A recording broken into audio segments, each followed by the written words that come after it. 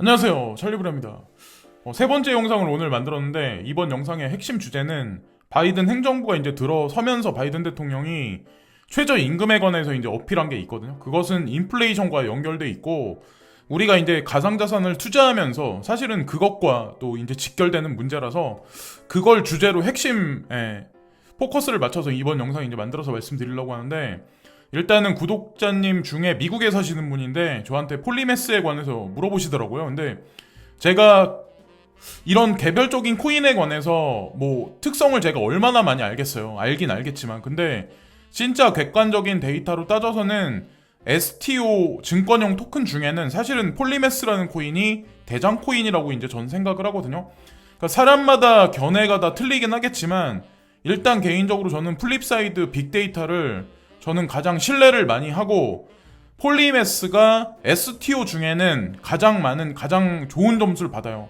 또 A 등급을 받았거든요. 그래서 건강도가 776점이기 때문에 개발자도 열심히 일을 하고 생태계도 나쁘지 않게 흘러간다. 그래서 확실한 규제안이 나오면 증권형 토큰 중에도 아마도 폴리메스가 좀 선방을 많이 하지 않을까라는 생각을 개인적으로 합니다. 자, 이걸 먼저 말씀드리고, 어떤 한 차티스가 이 차트를 올렸는데 누군지 제가 이름은 까먹었어요. 말씀드리려고 했는데 하도 여러 명 거를 보다 보니까. 근데 이분 같은 경우는 7만 5천 명 정도의 어떤 그 사람들이 대중들이 이제 추종을 많이 하는데, 이분이 이제 어필하는 거는 2월 중순까지는 비트코인이 커다란 박스권 내에서 왔다 갔다 할 거다. 3만 4천 달러에서 4만 달러 정도를 오가는 진폭을 그릴 거다. 그래서 비트코인에서 어느 정도 이제 수익을 추구하실 부분도 분명히 있을 거고, 향후에 4만 달러까지 올라간다면,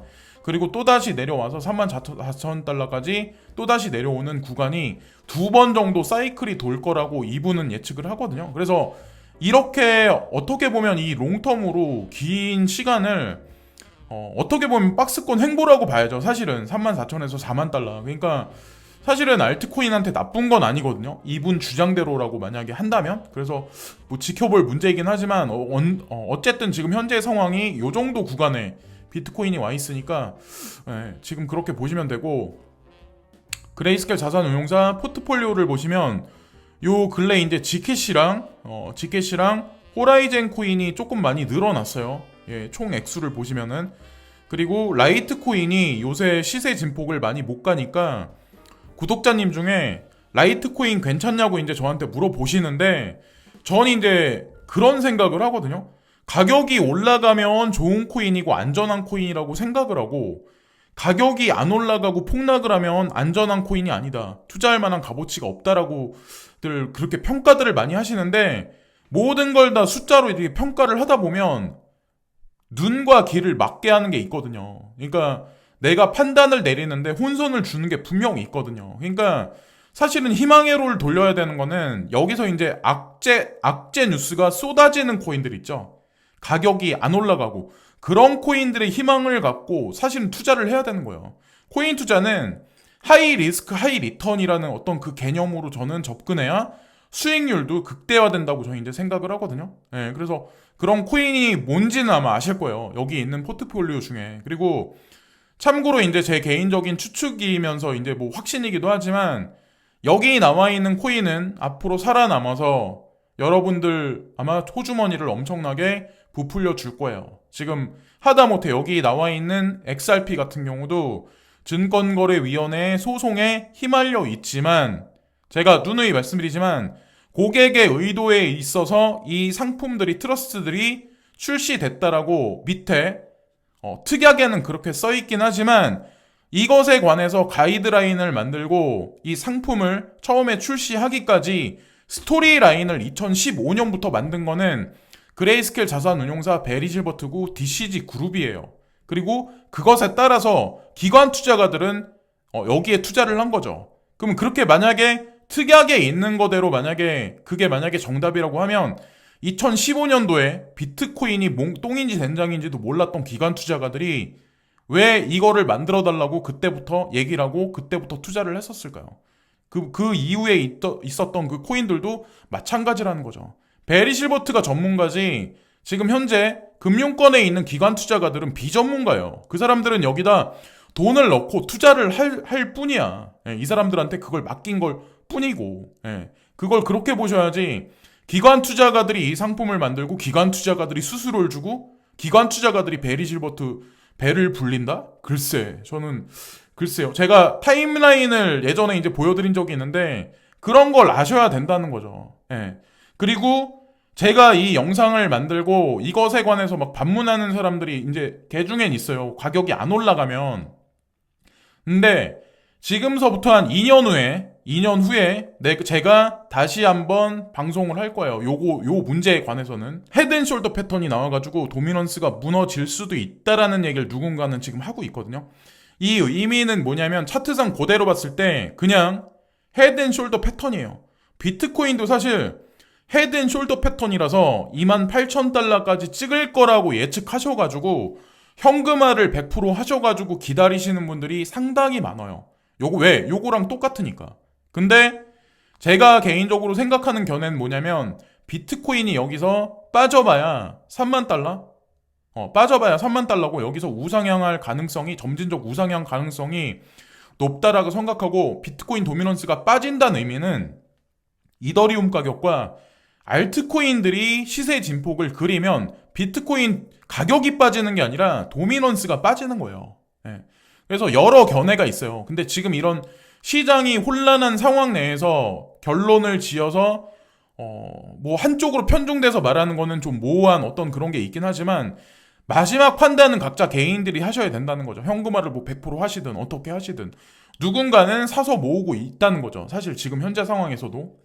자, 그리고 USDT 레이 달리오가 경고한 날짜가 15일 날이죠. 예. 이 테더에 관해서. 근데 뭐 모르겠어요. 저는 지금 현재 조정 장세가 지금 거치는 게 이미 그런 문제들이 다 선반영된 게 아닐까라는 생각을 하거든요. 참고로 테더가 만약에 무너지잖아요. 그러면 가상자산 시장은 사라져요. 왜냐면 이 스테이블 마켓에서 테더가 가지고 있는 비중이 워낙에 크기 때문에 USDC가 단숨에 치고 올라오려면 아직까지 시장 조성하는데 시간이 엄청나게 오래 걸리거든요. 그러니까 그거는 사실 말도 안 돼요. 예, 말도 안 되고, 어쨌든 오늘도 이걸 찍어냈다. USDT를 찍어냈다. 그걸 또 말씀드리고 1,000만 달러 정도를 찍어냈다라는 걸 말씀드리고, 그리고 헤스터 피레스라는 분이 증권거래위원회 크립토 이 바이든 행정부의 밑으로 이제 들어가게 되면 훨씬 이제 신선한 모습을 보이게 될 거다라는 얘기가 디크립토라는 매거진의 이 뉴스가 나오거든요. 그래서 판 자체를 완전히 바꿔버릴 거다라는 얘기를 이 헤스터 피어스라는 분이 하는 거예요. 이분이 애칭이 뭐냐면 크립토 맘이라는 애칭이 있잖아요. 보통 우리가 여태까지 매스미디어를 보면서. 근데 여기 보시면은 MIT 비트코인 엑스포에서 2019년 벌어진 거기서 이분이 게리 젠슬러라는 분하고 이제 대담을 맡게 됐는데, 이분이 농담으로 그분에 관해서 뭐라고 얘기를 했냐면 크립토 그레이트 그랜드 파더라고 그런 식으로 애칭했대요. 그러니까 무슨 얘기인지 아시죠? 이 의미가 가상자산에 관해서 위대한 할아버지다, 예, 선조다라는 얘기를 할 정도면 게리 젠슬러라는 사람이 블록체인과 이 가상자산에 관해서 얼마만큼의 깊은 이해력과 추종을 하고 있는지 우리가 알 수 있어요. 그래서 증권거래위원회, 특히나 상품선물거래위원회에서 경력이 있는 사람이기 때문에 증권거래위원회에서 위원장을 맡게 되면, 이제 바이든 행정부에서 맡게 되면, 예, 아마도 규제안의 진폭이 조금 더 가파르게 아마 진행되지 않을까라는 생각을 합니다. 그리고 게리 젠슬러라는 분이 예전에 XRP에 관해서 증권이다라고 어필을 했었어요. 제가 그걸 또 말씀드린 적이 있어요. 그래서 걱정들을 되게 많이 하시겠지만, 자, 증권이라고 규정 난다고 하더라도 빠져나갈 군역을 법이 만들면 빠져나갈 군역이 있는 거예요. 제일 힘든 거는 모호한 규정이 아니라 명확한 규정이 나와야 된다고 저는 생각을 하거든요. 모호한 규정이 가장 힘들다, 사실은. 그래서 상대적으로 진보적인 젠슬러는 다소 다른 방식을 선택할 수 있지만 피레스의 어조는 일관되게 유지가 되었습니다. 그러니까 게리 젠슬러라는 사람 자체가 뭐 가상자산 시장이나 블록체인에 관해서 뭐 좋다라고 했다가 나쁘다고 했다가 이런 어조의 사람이 아니라 그냥 한쪽으로 편향된 시선의 어떤 그 관조적인 어떤 그런 성향이 있는 사람이다. 그런 식으로 이제 얘기를 하는 거죠. 명확성이 있는 사람이다. 그래서 명확성보다 악재는 모호함이라는 거죠. 지금 현재의 상태를 말을 하는 거예요. 세력들은 명확한 규제안이 나오기 시작하면 제가 이제 말씀드리잖아요. 이렇게 제가 여태까지 가상자산에 투자를 하면서 이렇게까지 모호함이 있고 이렇게까지 악재 뉴스를 계속해서 쏟아받은 코인은 제가 처음 봤다고 말씀드렸잖아요. 그 안에서 사실은 투자의 기회가 있을 수도 있다라고 제가 말씀드렸잖아요. 하이 리스크 하이 리턴의 전형적인 코인 중에 대표적인 코인이에요. 저 아는 사람은 이 코인을 사려고 지금 하여튼 매수를 걸어놓고 매수도 이미 해놨는데 모르겠어요. 그 사람은 뭐 확신이 있어서 그런지 제 말을 듣고 그랬는지 모르겠지만 어쨌건 뭐 결과는 분명히 나올 거라고 저는 생각을 합니다. 그리고 자, 이번 영상이 이제 핵심인데 조 바이든 새로운 이제 미국의 대통령인데 이분이 그런 말씀을 하시죠. 여기 보시면 그 하드워킹 하는 사람들, 그러니까 열심히 일하는 사람들이 최저시급을 15달러는 받아야 된다 라고 주장을 하고 있어요. 이 바이든 행정부에서. 근데 지금 현재 미국에서 50개 주에서 지금 각 주마다 이 최저임금이 다 틀려요. 어떤 데는 11달러, 어떤 데는 13달러, 어떤 데는 12달러. 근데 평균적으로 12에서 13달러 정도 되는데 15달러까지 올리겠다. 우리나라도 8,700 몇십 원에서 만원 달러까지, 만원까지 올리겠다. 이런 얘기랑 이제 비슷한 거잖아요. 근데 누군가가 이제 그런 얘기를 하더라고요. 최저임금을 올리면 인플레이션이 도래할 거다. 그래서 15달러를 받긴 하겠지만 노동자들이 결국엔 그 값어치는 10달러밖에 안 될 거다라는 얘기를 미국에 살고 있는 사람이 얘기를 하더라고요. 인플레이션이 오고 있다는 얘기예요. 특히나 바이든 행정부는 민주당은 거대한 양적 완화를 진행할 확률이 되게 높아요. 그래서 달러 도미넌스가 달러 인덱스가 약간의 이제 상승을 하고 있었는데 조금 떨어지고 있었어가지고 사실 가상자산이 지금 상황에서 폭락할 거라고는 이제 전 생각을 안 하고 사실 시장의 키는 1월 16일 날 바이든 행정부에서 오피셜하게 발표하는 경제 부양책이 과연 어떻게 나올지가 사실은 관건이라고 생각합니다. 그것에 따라서 이제 주식시장이든 가상자산 시장의 향방이 분명히 위든 아래든 분명히 갈려질 거라고 이제 전 생각을 합니다. 인플레이션이 도래하고 노동의 종말은 올 거다.